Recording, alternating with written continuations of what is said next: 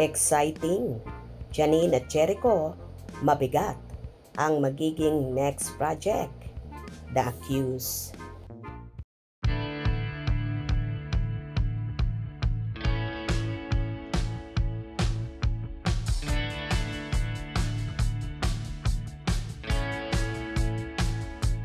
After nga ng naging successful series ni Lavender Fields, ay agad-agad na may nilulutong proyekto sa bagong magkasintahan at mga kapamilya stars na sina Janine Gutierrez at Jericho Rosales, titled The Accused, na isa ring teleserye. So excited na nga ang mga tagahanga ng Econin sa muling pagtatambal ni Nini at Eco sa sunod nilang series na tila ay magiging mabigat daw ang takbo ng istorya. Ayon sa ilang fans, wow, excited na for the next project of Econin. Thank you Lord. This time, kina Janine at Jericho na nakafocus ang story. Mukhang suspense drama, pero sana haluan ng love story. Kasi pag may pakilig, mas excited ang mga manonood. Siguro naman, lalagyan niya ng pakilig. Wow, ang ganda. Parang suspense drama ito. Exciting. Aabangan ko yan. May aabangan na naman tayong serye ng Econin. OMG. Wow. Econin. Love it. God bless you more. At Janine Gutierrez. Another teleserye to watch.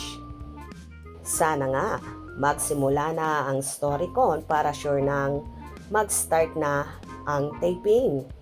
If ang storyline ay based sa movie na ginawa sa Amerika, maganda siya.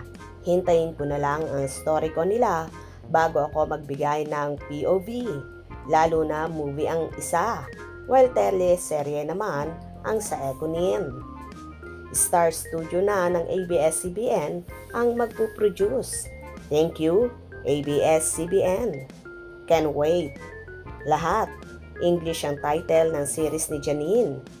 Longing and craving for Paunin teleserye as well. Please, ABS-CBN management to take action on Paunin fans. Requests worldwide, especially Eastern Coast, part of the USA.